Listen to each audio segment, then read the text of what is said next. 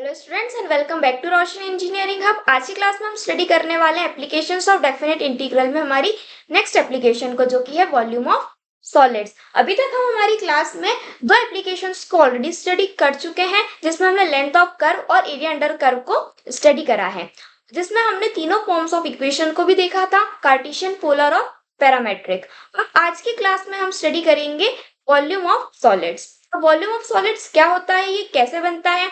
देखिए, अभी तक हम 2D कर्व की बात कर रहे थे, लेंथ ऑफ कर्व और एरिया अंडर कर्व में दोनों में ही हमने 2D कर्व की बात करी थी। अब जब हम 2D कर्व को किसी एक्सिस के अराउंड रिवॉल्व करते हैं या रोटेट करते हैं, तब उससे एक सॉलिड बनता है। उसी को बोलते हैं हम सॉलिड ऑफ रिवॉल्यूशन। ठीक है, रोटेट करने और रिवॉल्व करने को ही हम बोलते हैं सॉलिड ऑफ रिवॉल्यूशन। और रोटेट करने से जब हमें सॉलिड मिल रहा है, अब हमें उस सॉलिड का वॉल्यूम फाइंड करना है। तो हम उसका वॉल्यूम कैसे फाइंड करेंगे? उसे हम फाइंड करेंगे डेफिनेट इंटीग्रल की हेल्प से। ठीक है,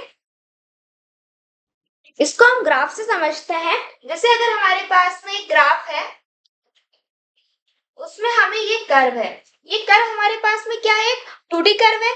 इसी के लिए अभी हमने लेंथ भी फाइंड करी थी इसके, और इसके नीचे का जो इसके नीचे का एरिया है वो भी हमने फाइंड करा था। दो एप्लीकेशंस में हमने ये करा। अब इस एप्लीकेशन में हमें क्या करना है, इस जैसे ये कर्व है, इस कर्व को हम किसी भी एक्सिस के अराउंड रिवॉल्व करेंगे। कोई सी भी एक्सिस हो सकती है, तो एक्स एक्सिस या वाई एक्सिस। तो अगर इस कर्व को अगर हम एक्स एक्सिस के अराउंड रिवॉल्व करेंगे, तो ये कुछ इस तरह से बन जाएगा।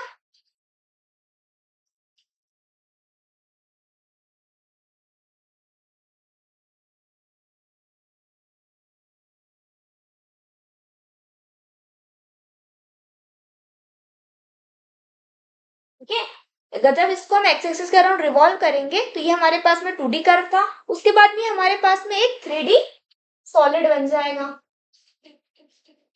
ठीक है, यहाँ पर ये हमारे पास में 2D कर्व था। इसको जब हमने एक्स एक्सिस के around revolve around x-axis, then it's become a 3D solid. Now in this video we have to discuss about how to find the volume of this solid. ठीक है, इस solid का हम वॉल्यूम कैसे find करेंगे? उसको हम फाइंड करेंगे डेफिनेट इंटीग्रल की हेल्प से।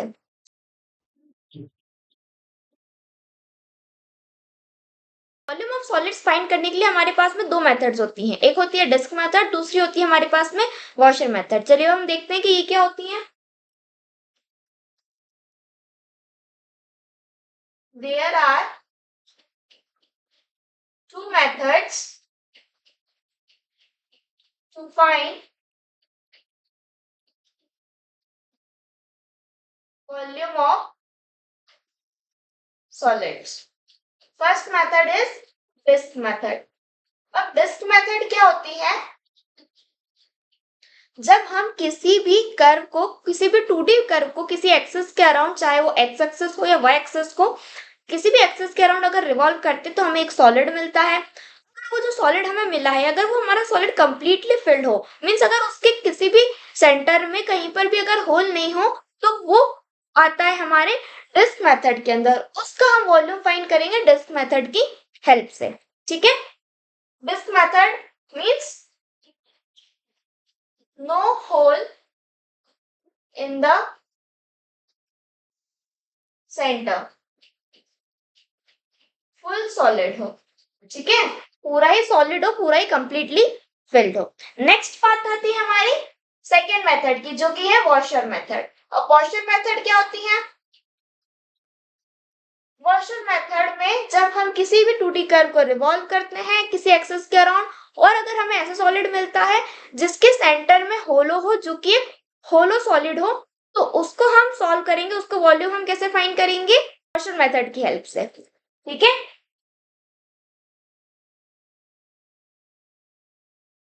solid has hole in the center. ठीक है, समझ में आया? हमारे पास में दो मेथड्स होती हैं वॉल्यूम ऑफ सॉलिड्स को फाइंड करने की। पहली मेथड होती है डिस्क, सेकंड होती है वॉशर मेथड। डिस्क मतलब क्या होता है कि हमारे पास में ऐसा कोई सॉलिड हो जिसके सेंटर में कोई होल ना हो, जो कि कंप्लीटली फिल्ड सॉलिड हो, तो उसे हम सॉल्व करेंगे डिस्क मेथड की हेल्प से। सेकंड हमारे पास में होती है वॉशर मेथड। उसमें क्या होता है, ऐसा कोई सॉलिड हो जो कि होलो सॉलिड हो, ठीक है, किसी भी सेंटर में किसी भी मिडल पॉइंट से उसमें क्या हो, होल हो, ठीक है। तो वो उसको हम सॉल्व करेंगे वॉशर मेथड की हेल्प से। देखिए हमने अभी तक हमारे लेंथ ऑफ कर्व में और एरिया अंडर कर्व में, 2D कर्व में जो भी हमने दो एप्लीकेशंस पढ़ी हैं, उनके लिए हमने तीन फॉर्म्स ऑफ इक्वेशंस को स्टडी करा था, कार्टेशियन, पोलर और पैरामेट्रिक को। लेकिन वॉल्यूम ऑफ सॉलिड्स में आज की वीडियो में हम सिर्फ कार्टेशियन फॉर्म को ही स्टडी करेंगे, क्योंकि जो पोलर फॉर्म और पैरामेट्रिक फॉर्म होते हैं वो थोड़े से एडवांस लेवल पर होते हैं, जो आपके कॉम्पिटिटिव एग्जाम्स या किसी भी दूसरे हायर मैथमेटिक्स के लिए यूज होते हैं। हम सिर्फ कार्टेशियन फॉर्म को ही स्टडी करेंगे, जो कि आपके यूनिवर्सिटी एग्जाम्स में मोस्टली क्वेश्चन सिर्फ कार्टेशियन फॉर्म से ही आते हैं। अगर आपको पैरामेट्रिक और पोलर इक्वेशंस भी पढ़ना हो, आप कमेंट कर बताइएगा, हम उसको भी हमारी आगे वाली वीडियोस में कंटिन्यू करेंगे, ठीक है। तो चलिए अब हम पहले कार्टेशियन फॉर्म को स्टडी कर लेते हैं वॉल्यूम ऑफ सॉलिड्स के लिए।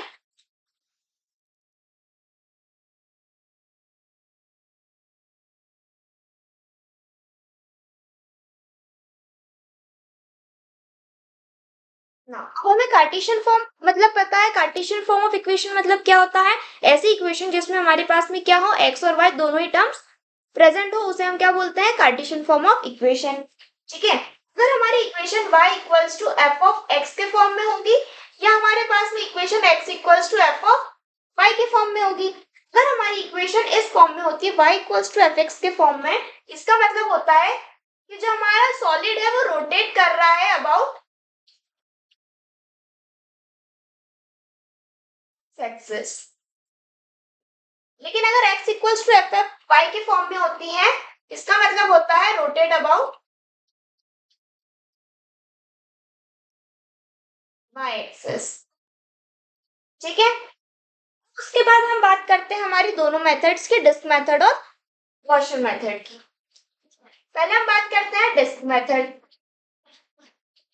जब हमारे पास में ऐसा सॉलिड हो जिसमें हमारे पास में वो कंप्लीटली फिल्ड हो, जिसमें होल नहीं हो, ठीक है, disc method means no hole. अगर हमारे पास में सॉलिड की इक्वेशन होती है, तो उसके लिए हमारे पास में इक्वेशंस क्या होती है, अगर वो अबाउट एक्स एक्सिस हो तो हम फॉर्मूला यूज करते हैं integrate A to b x का होल स्क्वायर एंड dx, ठीक है। अगर हमारे पास में ये अबाउट y एक्सिस हो तो हम फॉर्मूला यूज करते हैं pi integrate A to B F of y का होल स्क्वायर एंड dy, ठीक है। समझ में आया। कार्टेशियन फॉर्म में अगर डिस्क मेथड का अगर हमारे पास में इक्वेशन होती है, ऐसा कोई सॉलिड होता है जो कि कंप्लीटली फिल्ड हो, तो हम अबाउट एक्स एक्सिस अगर वो रोटेट कर रहा हो तो हम इस फॉर्मूले का यूज करके वॉल्यूम फाइंड करेंगे। अगर वो वाई एक्सिस के अराउंड रोटेट कर रहा हो तो हम इस फॉर्मूले का यूज करके वॉल्यूम को फाइंड करेंगे। नेक्स्ट हम बात करते हैं वॉशर मेथड की।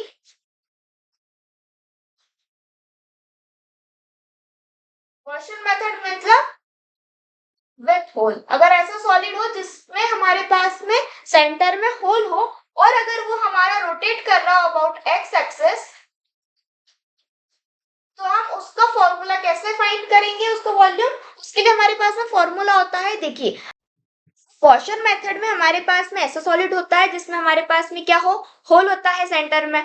तो अगर हमारे पास में ऐसा कोई सॉलिड की इक्वेशन होती है, तो उसमें हमारे पास में क्वेश्चन में दो इक्वेशंस दे रखी होंगी या दो कर्व्स ऑफ इक्वेशन दे रखी होंगी। क्यों दे रखी होंगी, क्योंकि सेंटर में होल होगा, तो होल होगा तो हमारे पास में दो सर्कल्स या दो टाइप्स ऑफ कर्व्स बनेंगे, ठीक है। तो उसमें हम कौन सी मेथड का यूज करेंगे, वॉशर मेथड का। तो अगर हमारा सॉलिड जो होगा वो अगर एक्स एक्सिस के अराउंड रिवॉल्व कर रहा होगा, तो हमारे पास में वॉल्यूम फाइंड कैसे करेंगे, integrate by integrate A to B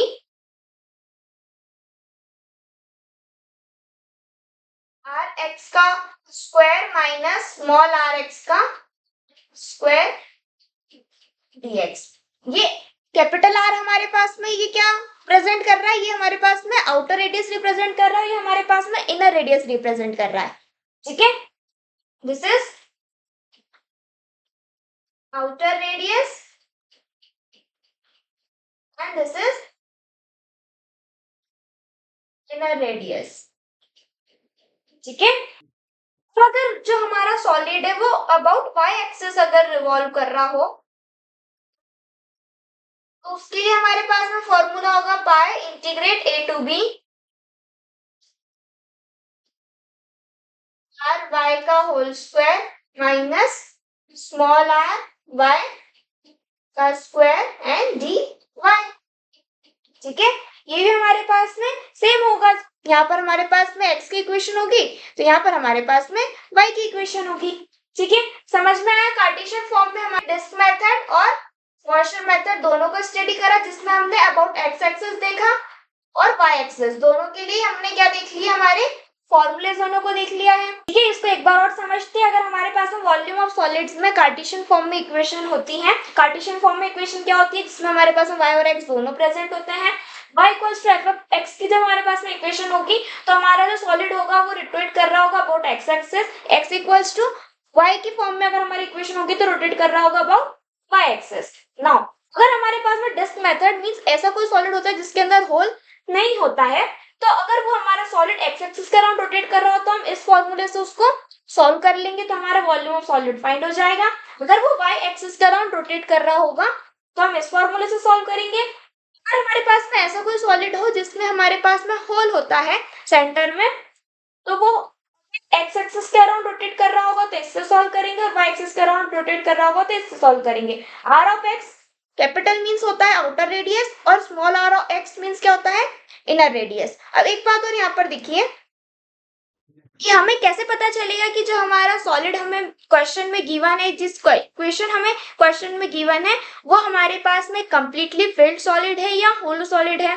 means उसमें अगर हमें डिस्क मेथड यूज करनी है या गॉसियन मेथड यूज करनी है। देखिए सिंपली अगर हमारे पास में अगर क्वेश्चन में सिर्फ एक इक्वेशन दे रखी हो, सिर्फ एक कर्व दे रखा हो, तो उसमें हम यूज करेंगे हमारी डिस्क मेथड का।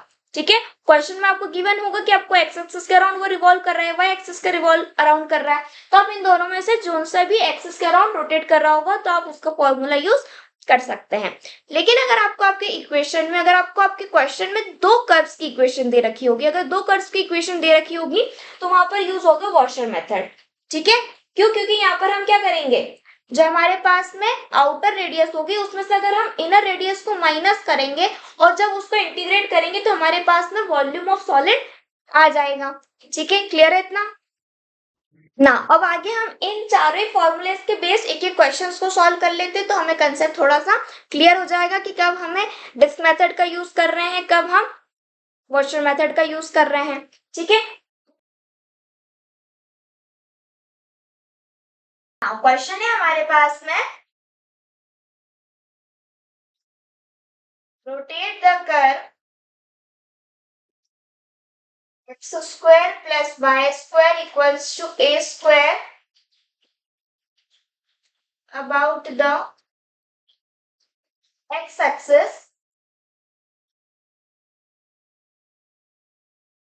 and determine its volume.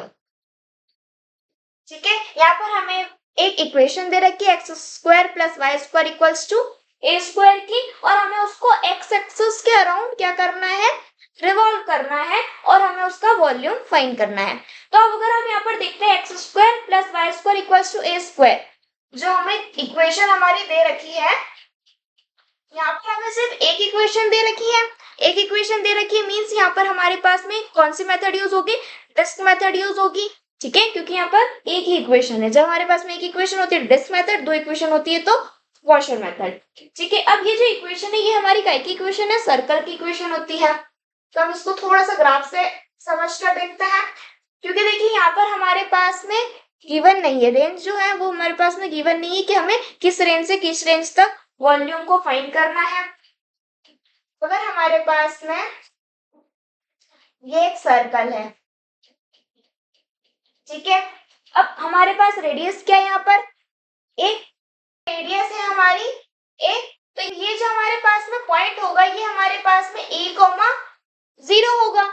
ठीक है, तो इसको जब हम x एक्सिस के अराउंड रिवॉल्व करेंगे तो ये हमारे पास में क्या बन जाएगा, स्फीयर बन जाएगा। ठीक है, सर्कल है, इसको अगर हम रिवॉल्व करेंगे तो सॉलिड में हमें स्फीयर मिल जाएगा। अब स्फीयर का हमारे पास में वॉल्यूम क्या होता है, 4/3 पाई आर स्क्वायर। आर क्या है हमारे पास में, ए, तो पाई ए क्यूब। ठीक है, ये हमारे पास में वॉल्यूम मिल जाएगा हमें हमारे स्फीयर का। तो मीन्स हमें आंसर में ये चाहिए। तो अब हम इसको सॉल्व करते हैं। तो हमारे पास में वॉल्यूम का फॉर्मूला क्या था, एक्स एक्सिस के लिए दिस मेथड में अबाउट एक्स एक्सिस का फॉर्मूला था बाय ए टू बी।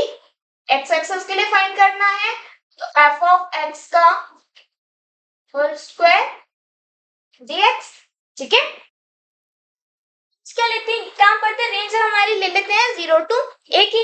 लेकिन अगर हम 0 to a की अगर फाइंड करेंगे तो यहाँ पर देखो हमें कौन सा, सिर्फ इतने का हम वॉल्यूम फाइंड कर लेते हैं। मीन्स हमारे पास में इतने का वॉल्यूम आ जाएगा कि रिवॉल्व कर रहा है ना। तो अगर हम 0 to a के लिए अगर रेंज से अगर वॉल्यूम को फाइंड करेंगे तो हमारे पास में हाफ स्फीयर का वॉल्यूम आ जाएगा। तो हाफ स्फीयर का आ जाएगा तो हम एक काम करते हैं, इस हमारे फॉर्मूले में इंटू 2 भी कर लेते हैं। ठीक है, इंटू 2 करेंगे तो हमारे पास में पूरे स्फीयर का वॉल्यूम आ जाएगा। नाउ बाय 0 to a ले लेते हैं। यहाँ पर हमें एफ ऑफ एक्स का होल स्क्वायर की वैल्यू चाहिए। तो एफ ऑफ एक्स हमारे पास में क्या होता है, देखिए y equals to f of x होता है। अब अगर हम y का स्क्वायर करेंगे तो ये एफ ऑफ एक्स का भी क्या हो जाएगा, स्क्वायर हो जाएगा। यहाँ पर हमारे पास में y स्क्वायर की वैल्यू क्या है, इसमें से अगर हम देखेंगे तो y स्क्वायर की वैल्यू आ रही है a square minus x square. तो हमारे पास में एफ ऑफ एक्स स्क्वायर की वैल्यू क्या हो जाएगी, a square minus x square. तो हम यहाँ पर लिख लेते हैं a square minus square dx। Now हम यहाँ पर v equals to 2 pi integrate 0 to a। अब इसको हम दोनों को सेपरेट कर लेते हैं तो ये क्या हो जाएगा, a square dx minus integration 0 to a x square dx। Now इसको अगर हम आगे और फर्दर सिंपलीफाई करेंगे तो ये हमारे पास में देखो 2 पाई जो है पूरे के साथ में है तो हम इसमें बड़े ब्रैकेट का यूज कर लेते हैं। नाउ 2 पाई, यहाँ पर a स्क्वायर हमारे पास कांस्टेंट है तो इसको हम बाहर ले लेते हैं, a स्क्वायर अंदर क्या बचेगा 0 to a 1 dx minus x square का इंटीग्रेशन करेंगे तो ये क्या हो जाएगा, x की पावर 3 अपॉन 3 a 0। ठीक है, नाउ और इसको आगे सिंपलीफाई करते हैं तो v इक्वल्स टू 2 पाई, अंदर क्या बचेगा a स्क्वायर, यहाँ पर 1 का इंटीग्रेशन करेंगे x के रिस्पेक्ट में तो क्या होगा x a एंड 0 माइनस 1/3 को कॉमन ले लेते हैं, अंदर क्या बचेगा a की पावर 3 माइनस 0 की power 3। v equals to 2 pi a square, यहाँ पर a को रखेंगे तो ये क्या हो जाएगा a minus 0 minus 1/3 a cube. Now v equals to 2 pi a square, ये यहाँ पर ये पूरे के साथ में है ना। नाउ ये क्या हो जाएगा a स्क्वायर, या फिर इसमें मल्टीप्लाई कर लेते हैं तो ये क्या हो जाएगा, इसको माइनस करेंगे तो ये सिर्फ a बचेगा तो ये a cube minus 1/3 a cube. इसको एलसीएम ले लेते हैं यहाँ पर तो ये क्या हो जाएगा 2 पाई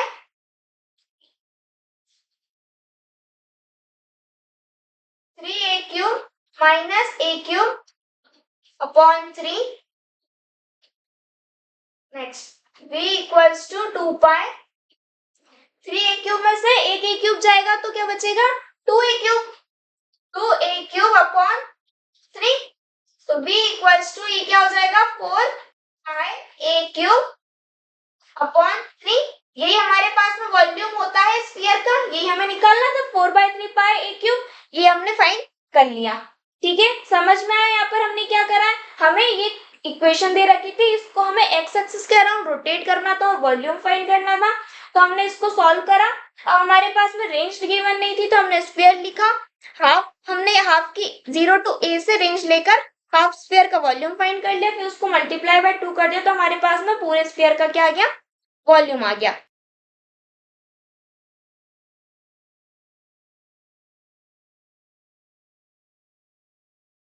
find the volume solid by revolving region bounded by curve y equals to x square and the lines x equals to 0 and x equals to 2 about y-axis. ना यहाँ पर नेक्स्ट क्वेश्चन हमें गिवन है कि हमें सॉलिड का volume find करना है, ठीक है। अब इसमें हमारे पास में इक्वेशन दे रखी है y equals to x square की, ठीक है। एक इक्वेशन है, मींस डिस्क मेथड का यूज करेंगे। तो यहाँ पर हमें एक्स एक्सिस के अराउंड रिवॉल्व करना है, तो हमें जो रेंज होनी चाहिए वो काय के में होनी चाहिए, y की रेंज होनी चाहिए। अब यहाँ पर हमारे पास में x equals to 0 x equals to 2 तो गिवन है। देखो अगर हम x की वैल्यू लेंगे तो वो क्या हो जाएगी, रूट y, ठीक है। Now finding range of y, अब y की रेंज पहले हम फाइंड कर लेते हैं, तो वो तो हम कर लेंगे क्योंकि x equals to 0 x equals to 2 हमें गिवन है। So when x is equals to 0 तो y क्या हो जाएगा, x के जगह पर अगर हम 0 रख देते तो y भी हमारे पास क्या हो जाएगा, 0 हो जाएगा। Now when x is equals to 2, अगर x की जगह पर हम 2 रख देते हैं तो y हमारे पास में क्या हो जाएगा, 4 हो जाएगा। तो y मतलब हमारा किस में बिलोंग कर रहा है, 0 से 4 के बीच में, तो हमारी y की रेंज हमें मिल गई, ठीक है। ये हमने क्यों फाइंड करी, क्योंकि y एक्सिस के अराउंड हमारा सॉलिड रिवॉल्व कर रहा है, तो हमारे पास में y की रेंज होना चाहिए। यहाँ पर हमारे पास में रेंज गिवन नहीं है, ठीक है, सिर्फ हमारे पास में इक्वेशन दे रखी है, एक इक्वेशन दे रखी है, मींस यहाँ पर कौन सी मेथड लगेगी, डिस्क मेथड लगेगी, ठीक है। हमारे पास में y की रेंज भी आ गई है, इक्वेशन भी है, तो हम हमारे फॉर्मूले का यूज कर लेते हैं। फॉर्मूला क्या होता है, v equals to pi a to b f of y का square and dy। Now v equals to integrate a to b f of y, हम क्या लेंगे, हमें f ऑफ y की वैल्यू चाहिए, मींस क्योंकि हमें y के रिस्पेक्ट में इंटीग्रेट करना है तो y की वैल्यूज होना चाहिए। अब हम y equals to x square से अगर हम y की वैल्यू ले रहे हैं तो वो क्या आ रही है, देखो x equals to under root y हो रहा है, तो यहाँ पर हम अंडर रूट y ले लेते हैं, इसका हमें क्या करना है, स्क्वायर dy। आगे और इसको सॉल्व करेंगे तो v equals to pi integrate A to b नहीं, अब यहाँ पर हम y की रेंज हमने निकाल ली थी, वो क्या थी, 0 टू 4 की, रूट y का स्क्वायर क्या हो जाएगा, y dy। तो v equals to pi y का इंटीग्रेट करेंगे तो y की power 2 upon 2 0 to 4, v equals to pi 1/2 को बाहर ले लेंगे तो ये क्या हो जाएगा, 4 की पावर 2 माइनस 0 की पावर 2, v इक्वल्स टू पाई 4 की पावर 2 कितना होता है, 16, तो ये कितना हो जाएगा, 1 एंड 8, तो 8 पाई हमारे पास में क्या आ जाएगा, आंसर आ जाएगा, ठीक है। समझ में आया यहाँ पर क्या करा, हमारे पास में y की रेंज नहीं तो हमने y की रेंज फाइंड करी ना, f ऑफ y की वैल्यू हमें रखनी थी, हमारे पास में इक्वेशन क्या है, y equals to x square, यहाँ से हमने y की वैल्यू निकाली, मींस x की वैल्यू हमने निकाली ना, क्योंकि हमारे पास में f ऑफ y चाहिए, f ऑफ y हमारे पास क्या होता है, x equals to f of y होता है ना, ठीक है। तो यहाँ पर बेसिकली हमें x की वैल्यू चाहिए, तो x की वैल्यू हमने ले ली, y अंडर रूट y हो गई, ठीक है। तो हमने यहाँ पर अंडर रूट y लिख लिया और उससे हमारे क्वेश्चन को सॉल्व करा, तो हमारे पास में आंसर क्या आ रहा है, v इक्वल्स टू 8 पाई, ठीक है। क्लियर है इतना, यहाँ पर ये कंफ्यूज मत होना, देखो y equals to f of x होता है, तो जब हमारे पास में f ऑफ x हमारे पास में जब हमने लास्ट क्वेश्चन में सॉल्व करा था तो हमने f ऑफ x को y की वैल्यू के साथ में रिप्लेस करा, तो यहाँ पर हमें f ऑफ y चाहिए, ठीक है। तो हम x की वैल्यू को यहाँ पर रखेंगे, ठीक है। क्लियर है इतना, इसको नोट डाउन कर लो।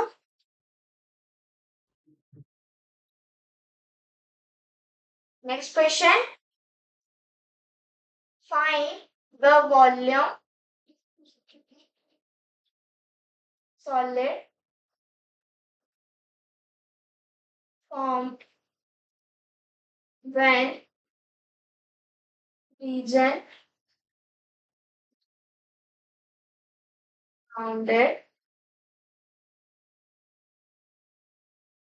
between curves y equals to root x, comma y equals to x by 2 from x equals to 0 to x equals to 4 about y-axis. About x-axis. ना नेक्स्ट हमारे पास में क्वेश्चन हमें सॉलिड का वॉल्यूम फाइंड करना है। अब यहाँ पर हमारे पास में बिटवीन कर्व्स बोला है, ठीक है, बिटवीन कर्व्स बोला है मींस हमारे पास में यहाँ पर दो इक्वेशन है, दो इक्वेशंस होती है जब हम कौन सी मेथड का यूज करते हैं, हमारी गॉसियन मेथड का, ठीक है ना। हमारे पास में जो रेंज है वो हमें भी गिवन है, 0 to 4 की रेंज दे रखी है, एक्स एक्सिस के अराउंड हमें फाइंड करना है, ठीक है। अब एक्स एक्सिस के अराउंड फाइंड करना है तो गॉसियन मेथड में हमारे पास में एक्स एक्सिस के लिए फॉर्मूला क्या था, v equals to pi integrate a to b r of x का whole square minus r x का स्क्वायर dx, ठीक है। अब यहाँ पर हमारे पास में देखो y equals to root x है और y equals to x by 2 है। अब यहाँ पर हमारे पास में आउटर रेडियस क्या होगी, हम एक काम करते हैं आउटर रेडियस को रूट x ले लेते हैं और इनर रेडियस को x by 2 ले लेते हैं, ठीक है। इसमें हम वैल्यू को पुट कर देते हैं, pi integrate a to b हम क्या लेंगे 0 to 4 now r x square का वैल्यू आउटर रेडियस हम ले लेते हैं रूट x का स्क्वायर माइनस x by 2 का square dx v equals to pi integrate 0 to 4 x minus x square by 4 dx, इसको सेपरेट कर लेते हैं।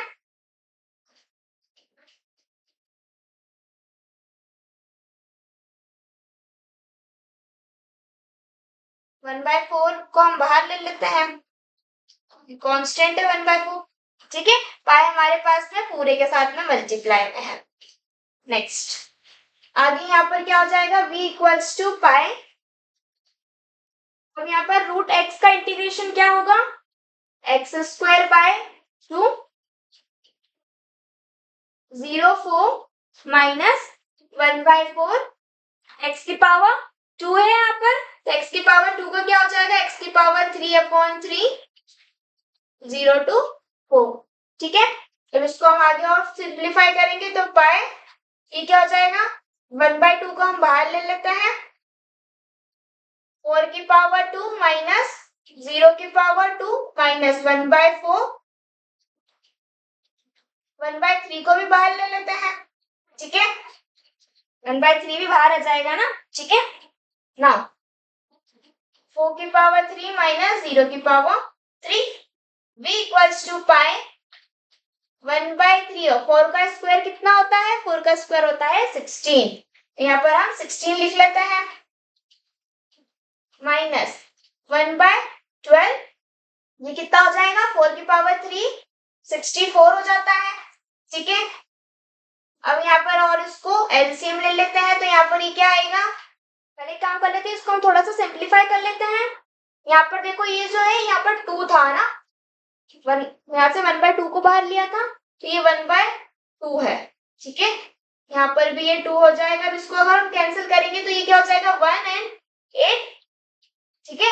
यहाँ पर भी देखो ये हमारा 4 से डिवाइड हो रहा है, 4 से कितने टाइम्स जाएगा 3 टाइम्स, और ये कितने टाइम्स जाएगा 1 and 16 टाइम्स। नाउ ये यहाँ पर कितना हो जाएगा 3 and 8 is 24 minus 16, v equals to 5, 24 minus 16 is 8/3, तो वॉल्यूम हमारे पास में कितना आ गया 8/3 पाई, ठीक है।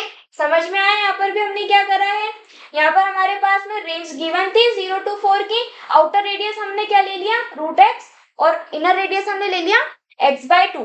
यहाँ पर देखो बस ये चीज आपको ध्यान रखनी होगी, आपको आउटर रेडियस क्या लेना है और इनर रेडियस क्या लेना है। ऐसे अगर कोई प्रॉब्लम नहीं है, अगर यहाँ पर अगर आप सही radius outer radius inner radius अगर आप सही लेते हो तो जो आपका आंसर होगा वो क्या आएगा, प्लस में आएगा, पॉजिटिव आएगा। लेकिन अगर आप इनर रेडियस और आउटर रेडियस अगर आप आगे पीछे कर लेते हैं अलग, उससे आपका आंसर क्या होगा, वो नेगेटिव आ सकता है। अगर आपका आंसर नेगेटिव आएगा तो उसमें भी कोई प्रॉब्लम नहीं है, आप वहां पर लिख सकते हैं कि as our volume can not be negative so we can neglect the negative sign and take the value as it is. ठीक है, क्लियर है इतना? इसको नोट डाउन कर लो, फिर हम नेक्स्ट क्वेश्चन पर जाते हैं।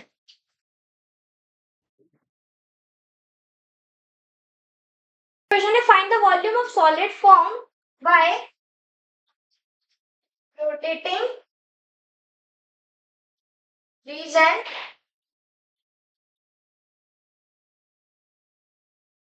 bounded by curves y equals to x square about y axis। ठीक है, नेक्स्ट क्वेश्चन में भी हमें सॉलिड का वॉल्यूम फाइंड करना है। हमारे पास में दो इक्वेशंस दे रखी y इक्वल्स टू x और y equals to x square की, और उसको हमें काय के अराउंड रोटेट करना है, y एक्सिस के अराउंड। अब यहाँ पर हमारे पास में दो इक्वेशन है, मींस यहाँ पर हमारे पास में गॉसियन मेथड से हम क्वेश्चन को सॉल्व करेंगे। y एक्सिस के अराउंड करना है तो हमारे पास में वॉल्यूम क्या होता है, pi integrate into b r of y का square minus small r of y का स्क्वायर जी वाई। ठीक है, ये हमारे पास में वॉल्यूम होता है गॉसियन मेथड में, जब हमारे पास में जो सॉलिड होता है वो y एक्सिस के अराउंड रिवॉल्व कर रहा होता है। अब यहाँ पर एक बात देखो कि यहाँ पर हमारे पास में रेंज गिवन नहीं है, y एक्सिस के अराउंड अगर हमारे पास रिवॉल्व कर रहा है तो हमारी रेंज क्या होगी, y की रेंज होगी। ठीक है, तो हम इसको सॉल्व कर लेते हैं। अब y की रेंज हम कैसे फाइंड करेंगे, देखो हमारे पास में y इक्वल्स टू x है और y equals to x square है। ठीक है, यहाँ पर अगर हम y की जगह पर x स्क्वायर को अगर रखते हैं तो ये क्या हो जाएगा, x square is equals to x and x square minus x is equals to 0। x को कॉमन लेंगे तो ये x माइनस 1 हो जाएगा इक्वल्स टू 0। तो x की वैल्यू हमारे पास में 0 आ जाएगी और x की वैल्यू हमारे पास में 1 आ जाएगी। ठीक है, अब हमारे पास में पर रेंज हमें y के फॉर्म में चाहिए, तो हम ठीक है इसको हम अगर y की जगह पर पुट करेंगे तो यहाँ से हमारे पास में y की वैल्यू क्या आ जाएगी, x अगर 0 होगा तो y भी हमारे पास में 0 होगा, x अगर 1 होगा तो y भी हमारे पास में क्या होगा, 1 होगा। ठीक है, तो हमारे पास में जो y होगा वो किसको बिलोंग करेगा, 0 से 1 की रेंज को। तो हमारी जो वॉल्यूम का फॉर्मूला है उसमें हम रख लेते हैं, फॉर्मूला में रखेंगे तो v equals to pi integrate 0 to 1 r of y और r स्मॉल r y की आउटर रेडियस और इनर रेडियस हमारे पास में क्या होगी, देखो यहाँ पर हमारे पास में y इक्वल्स टू x है और y equals to x square है। यहाँ पर हमें r ऑफ y चाहिए। ठीक है, हमें इंटीग्रेट किसके रिस्पेक्ट में करना है, y के रिस्पेक्ट में करना है, तो हम obviously x equals to y और x square equals to y means हम क्या लेंगे, y वाले टर्म्स को लेंगे। तो यहाँ से हम x स्क्वायर को हटाएंगे तो ये हमारे पास में अंडर रूट y आ जाएगा। ठीक है, तो यहाँ पर हम क्या करेंगे, y minus under root y इन दोनों के स्क्वायर को यहाँ पर हम इंटीग्रेट करेंगे। ठीक है, समझ में आया ना, y के रिस्पेक्ट में इंटीग्रेट करना है तो हम क्या करेंगे, यहाँ से हमने x इक्वल्स टू y ले लिया तो ये हमारे पास में y स्क्वायर हो गया और ये हमारे पास में अंडर रूट y का होल स्क्वायर हो गया ना। इसको आगे सॉल्व करेंगे तो ये क्या हो जाएगा, पाई 0 to 1 y स्क्वायर का क्या होगा, y square minus under root y का स्क्वायर y हो जाएगा G y। v equals to pi 0 to 1 y square minus 0 to 1 y dy।